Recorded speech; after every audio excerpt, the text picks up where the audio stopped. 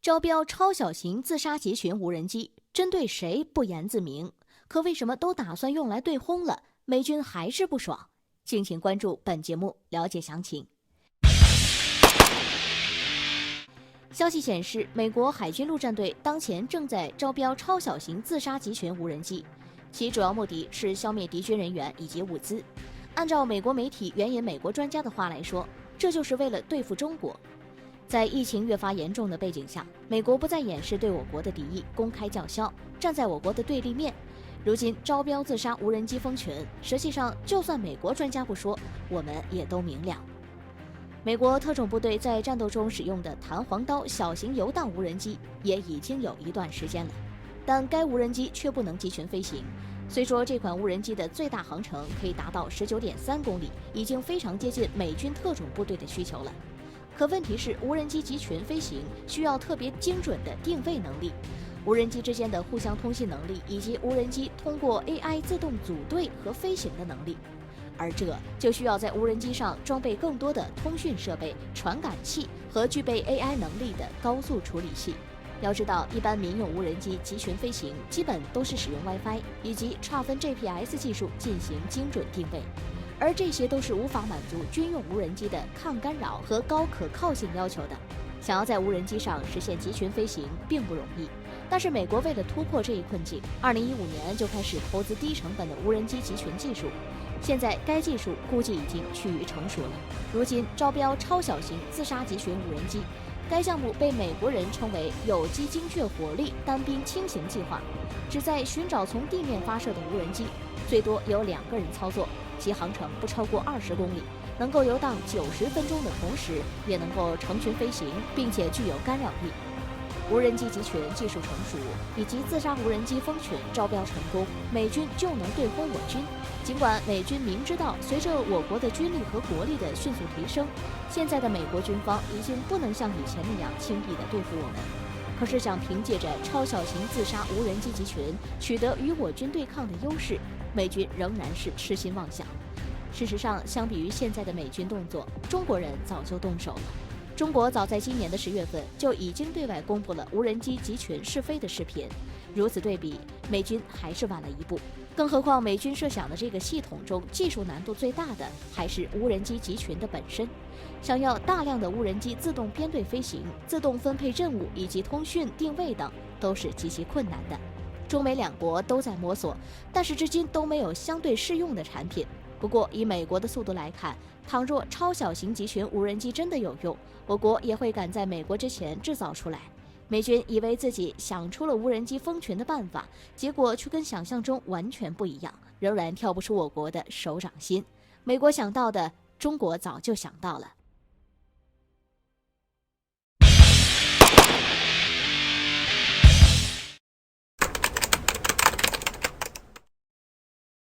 多国航母打击战斗群将聚集亚太，原来美国有更大的阴谋，现在是花钱都买不了平安，当然也不会买。敬请关注本节目，了解详情。截至到目前为止，累计确诊人数已经超过1650万，死亡人数高达30万。疫情危机蔓延至经济陷入危机，一度让美国局势更加恶劣。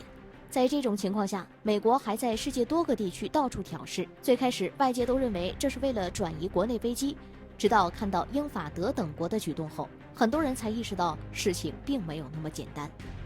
近年来，美国海军在亚太地区的活动次数非常频繁，不断展开各种规模的军事演习，甚至与多个国家联合举行。如果是在以往的话，或许会被认为是在训练部队以及威慑该地区的对手。但自疫情以来，美国联合多国举行军事演习的次数越发频繁。国内疫情危机之际，美国的动作显然太可疑。日本媒体近期对外报道，以美国主导的西方国家正在扩大对中国的包围圈，要不了多久，多国的航母战斗群就会聚集亚太。在此之前，日美已经传出消息，一是英国伊丽莎白女王号航母打击战斗群和其护卫舰队将在明年常驻西太平洋，二是美日两国计划明年与法国一起在日本的一个无人岛礁举行海陆联合军事演习。另外，美国海军自己也会派出2栖攻击舰以及航母舰队，而德国更是早在几个月前就声称将会派出军舰部署在印太地区。伴随着中国这些年来的迅速发展以及在疫情期间的表现，让西方多国，尤其是美国，非常担忧自己的地位会受到动摇。本想从中遏制住中国的发展，奈何本国深陷疫情危机，国力也在衰弱，最后只能放弃单打独斗的政策，转向联合盟友的力量。如今，美国想要在亚太地区增加影响力，打造一个以美国为中心的亚太军事联盟的体系。可自身经济衰退让美国清楚认识到，用经济施压的手段对华已经毫无作用。为此，联合多国展开军事演习就变成了美国炮舰外交的主要手段。虽说连日本媒体都知道，无论是英国还是法国都不具备在亚太开战强有力的能力，但身为跟班，这是他们必须要跟随的。就目前来看，西方也必定不会停止包围举动，美欧内部矛盾重重，唯一解决的办法就是在外头做出点什么动作来转移矛盾。现如今已经与100年前的8国联军的情况完全不同了。当时花钱买平安，让他们尝到了甜头，可现在多国聚集亚太，明显来者不善。就如日本媒体所言，现在花钱都摆不平。不过中国也不是100年前的中国了，花钱买平安早已是痴心妄想。既然铁了心要对抗，如果不打到他们叫痛，是怎么都不会收敛的。更何况以美国的态度来看，我们别无选择。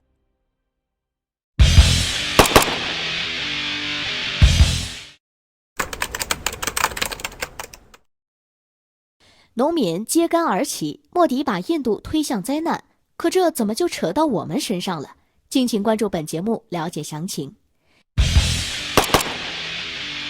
在印度国内爆发严重疫情之际，大批印度农民开始聚集在新德里，要求莫迪取消新法案。在此之前，印度出台了3个有关农业改革的法案，其意思就是计划将印度的农产品直接推向市场，由粮食巨头定价，而印度官方则不再负担价格补贴以及调控。针对这一决策，农民的态度则是希望莫迪继续保持现行的保障性最低收购价制度。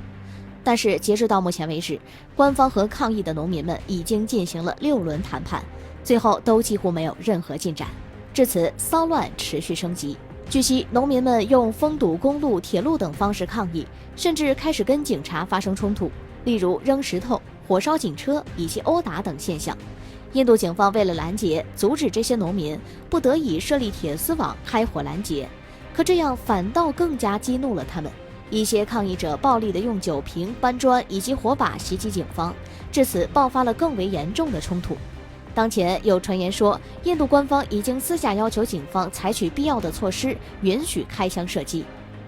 虽说莫迪向农民们承认新的法案会让他们受益，因为在剥削中间商权利的同时，可以让农民们自由地在有更多利益的地方出售农产品，但是莫迪却忘了，新的法案从表面上可以增加农民们的收入，实际上却剥夺了他们的议价能力。如此一来，农民们自然害怕被资本家操控。从这次的情况来看，莫迪是彻底激怒了这些农民，他们显然是抱着不达目的不罢休的决心。然而，考验莫迪的事件还没完。有消息指出，为了援助巴基斯坦，土耳其当前已经出兵前往克什米尔地区。当然，这则消息暂时还未得到官方证实，但在本月初，土耳其曾积极邀请巴基斯坦参加由其主导的地中海之盾军事演习，并同时向巴基斯坦承诺给予军事支持。因此，也就不难看出土耳其出兵援助巴基斯坦事件的真实性。一连遭到双重夹击，印度一时之间没办法解决，便又开始甩锅给我国。新德里官员声称，正在进行的风波不是印度农民们的示威，而是这一切都是中巴在搞鬼。突如其来的锅怎么就砸到我国身上了？人在家中坐，锅从天上来，我们也太无辜了，明眼人都能看得出来，我国倒也犯不着去解释。更何况，印度既然把责任推卸到我国身上，就要做好被反制的准备。以印度的实力，怕是也就只能撑住一会儿。不少印度人正是清楚两国之间的差距，以及对印度官员此番话的不满，才会讽刺。既然说是中巴搞的鬼，那就去打他们呢，打不过就别把脏水往人家的身上泼。